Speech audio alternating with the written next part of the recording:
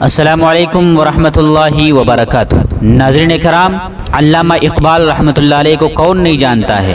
شاعر مشرق علامہ اقبال کا بہت ہی مشہور ترانہ جو ترانہ ہندی کے نام سے جانا جاتا ہے، سارے جہاں سے اچھا ہندوستاں ہمارا، تو کیا اس کے پڑھنے سے مکہ اور مدینہ کی بے حرمتی ہوتی ہے یا نہیں ہوتی ہے؟ یہ سننے سے پہلے آپ ہماری ویڈیو کو لائک کر دیں، چینل پہ اگر نئے ہیں تو چینل کو سبسکرائب کر دیں اور یہ ویڈیو کلپ دوسروں تک، دوست و احباب تک شیئر بھی کر دیں۔ کسی نے دارالعلوم دیوبند سے یہ سوال کیا ہے کہ علامہ اقبال کا جو ترانہ ہندی ہے، کیا اس کے پڑھنے سے مکہ مدینہ کی بے حرمتی ہوتی ہے یا نہیں ہوتی ہے؟ تو آئیے وہ سوال کیا ہے، سوال کرنے والے نے سوال کیا تو سوال یہ ہے کہ مفتی صاحب کیا فرماتے ہیں مفتیان دارالعلوم علامہ اقبال صاحب کا لکھا ہوا ترانہ ہند کے بارے میں، جس میں علامہ اقبال رحمۃ اللہ علیہ نے کہا ہے کہ سارے جہاں سے اچھا ہندوستاں ہمارا، کیا اس میں کعبہ شریف، مدینہ منورہ اور بیت المقدس کے مرتبے کو کم کر کے ہندوستان کو سب سے زیادہ اچھا بتایا ہے؟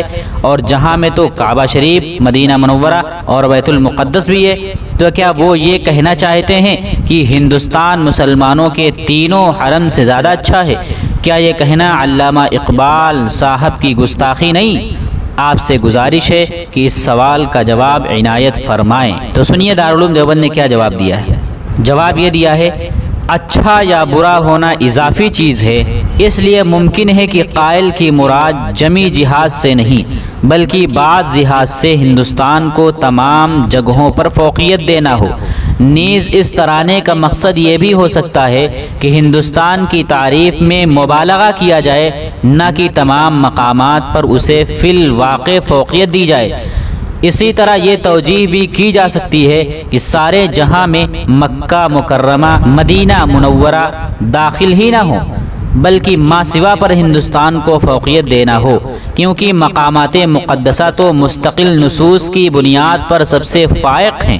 بہرحال کسی کلام کی مراد متعین کرتے وقت متکلم یعنی قائل کے احوال کو پیش نظر رکھنا ضروری ہوتا ہے، اور ظاہر ہے کہ علامہ اقبال سے توقع نہیں کہ وہ ہندوستان کو مکہ مدینہ سے بھی افضل قرار دیں گے، اس لیے اس کلام کی توجیہ ضروری ہے۔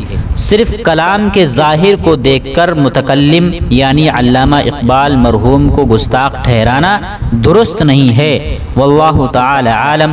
دارالفتاء، دارالعلوم دیوبند۔